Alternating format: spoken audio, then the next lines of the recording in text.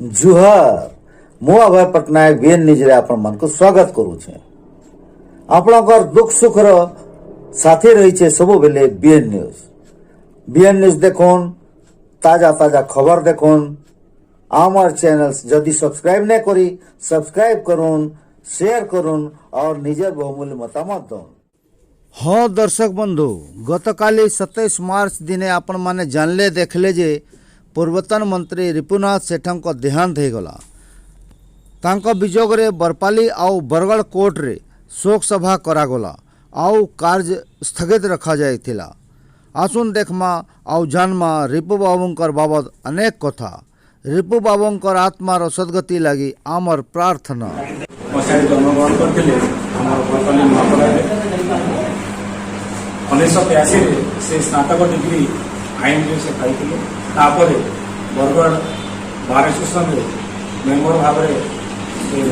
Join कर 1992 Barpali NAC अध्यक्ष रूप निर्वाचित होते 1995 विजयपुर विधानसभा आसन एमएलए रूप विजेता लाभ करते आमर ओडिशा विधानसभा से शिक्षा तथा गणशिक्षा मंत्री रूप बर्तमान से आम गाँव में नहांती आशा करुँगी शोकाकुल परिवार सबको सांत्वना देवा। जदिव से सक्रिय राजनीति नथिले तथापि अनेक युवपीढ़ी से प्रेरणादाता थे। बरपाली मेम्बर नथिले भी अनेक मेम्बर सहित भल संपर्क था। बरगढ़ में से बार मेम्बर थे से गोटे मोर जानवर से गोटे भल क्रीड़ाविद पीरियड रे 95 ରୁ 2000 साल भितर आमर पड़िया क्रिकेट टूर्नामेंट होता जो कि आम भुवनेश्वर है ओडिशा बाहर भी भिलाई रायपुर टीम आसिक बहुत जितकी बड़ आकार क्रिकेट टूर्नामेंट होता यह सब प्रोत्साहन ही होता एवं प्रेरणा होता। से उच्चकोटीर नेता थे आते बेले आम एनएससी चेयरमैन थे से मोर धर्मपत्नी वाइस चेयरमैन थे अनेक किसी आम कोर्ट बाबद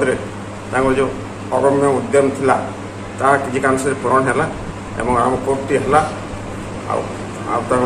आत्मा सद्गति पे प्रार्थना। रिपु बाबूंकर देहांत हो मोर जानवर मुझे तो सागे प्रतिदिन देखा होता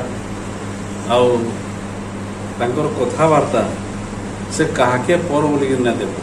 जहाँके हेले भी जेकोसी दल लोक हेले भी से कथबार्ता बहुत बढ़िया मेलापी गुण थिला बीजेपुर से प्रथम मंत्री थे बोधे मोर जानवर आगु कहीं मंत्री बीजेपुर में ना थे तांकर समय रे जेते भी अनुदान मिलूला से अनुदान रे बीजेपुर निर्वाचन मंडली विभिन्न जगह बहुत गुड़े काम कर कि आज भी लोग माने कहसन जे कम अनुदान मिली थिले भी से समय रे जेन काम माने करिसन आज तक भी अच्छे बोली कहसन मुई तो तांकर साथ बहुत घनिष्ठ है मत 2-3 दिन निश्चित भाव में फोन टे करबे विभिन्न कथा मैंने आलोचना करबे जेहेतु से निजे भी लॉ पढ़ी से निजे कहते मुई भी कोर्ट के जाती हूँ आउे कोर्ट के गले मत केन्ता हेता मुई निजे करती क्या ये सब उत्साह भी रहा तो मुई कहती जे तुम्हें जीव मोर केस मैंने अंततः तुम्हें गर्व मुई बसी थी से बहुत खुशी पाऊली आरो से दिल्ली दरबार राजनीति शिखिकी राजीव गांधी है स्वर्गत राजीव गांधी इंदिरा गांधी तांकर संस्पर्श में आसिक से राजनीति में प्रभावित होकर आसिक ये एरिया जनसेवा करवार लिए आगे बढ़ी थे से कांग्रेस रे आरंभ थे शेष पर्यंत कांग्रेस दल तरफ प्रतिनिधित्व करते जदियो ये अंचल बहुत लोग तांकर पाखे जाऊे बुझवार लगे तार भी से तांकर हाथे जेते भी हवा से विभिन्न दिगरु सेटा के समाधान करवा चेष्टा करते विभिन्न समय जेन सभा समिति एरिया रे होता डका गले से बहुत खुशी रे जाऊली तो ये भाया सरल मनीष आउ मेलापी मनीष ये हरैकि आम बहुत दुखित आउ बरपाली कोर्ट ओपनिंग करबारे तांकर भी बहुत अवदान अच्छे तांकर पीरियड ही यहाँ सब आरंभ होता आम से भाया मनीष के आज हरैकि आम बहुत दुखित अनुभव करूँ आउ भगवान तांकर आत्मार सकृति करूँ तांकर परिवार के ये दुख भरा समय छिड़ा वाली साहस सहयोग करूँ बोलिक जहाँ भी हो तांकर देहांत आमर अंचल गोटे बड़ क्षति है आ मोर जानबार रिपु बाबू तांकर जीवन कालटा आरंभ करते बक्सिंग नमूल कर रेसलिंग नमूल कर मंत्री हवा तो ये दौड़ भितर से बहुत गुड़ाए काम मान करटा भी से भर गोटे कथा मोर मन पड़ी आज जे हेमानंद विश्वाल जिते मुख्यमंत्री दायित्व करते से गोटे पत्रिकाटे प्रकाश पाई से पत्रिकार ना है सार्थक 100 दिन से जगह मुझे पढ़ी जे बरपाली कोर्टर मान्यता पाई बरपाली कोर्ट खोलवार मान्यता से जगह लिखाई ये गोटे जिन मोर शुरू बाबू छात्र जीवन राजनीति आरंभ करते लोकदल राजनीति आरंभ करते एवं प्रथम करी सम्बलपुर लॉ कॉलेज रे जनरल सेक्रेटरी हेले निर्वाचन लड़िकी लोकदल रु सीधा गले सेवा दल कांग्रेस गोटे सेवा दल दिला से गले सेवा दल छात्र जीवन राजनीति संपूर्ण कर सेवा दल रु बाकी एना गले आस कांग्रेस जाकि बर्तमान तो जीवन छात्र जीवन शेष तक कांग्रेस सेवा कर अंचल सेवा कर रिपु बाबूर देहांत पर ये अंचल लगी गोटे बहुत बड़ क्षति हो से जीरो रु हिरो होते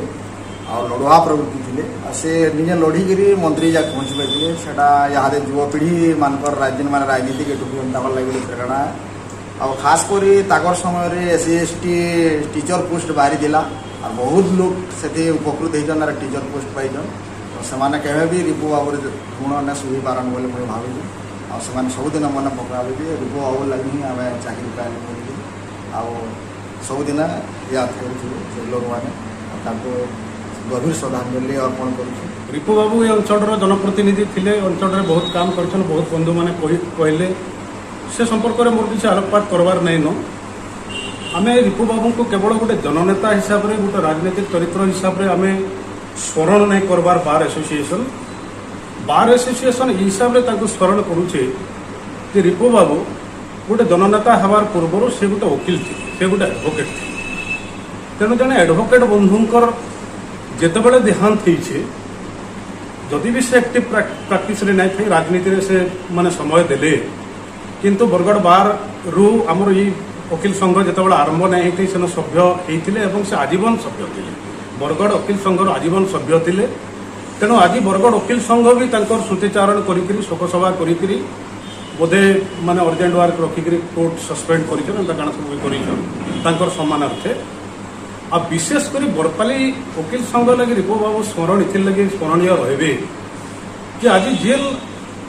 आम इनु बरपाली रे गोटे जुडिशियल कोर्ट देखुछु आईन अदालत देखुछु ये आईन अदालत ठीक अच्छे माने इटा 2000 मसीह अशोक पाणिग्राही एमएलए हैला पर जदि भी विधिबद्ध भाव में यहाँ प्रतिष्ठा है किंतु तार उद्यम आरंभ होता रिपु बाबू पीरियड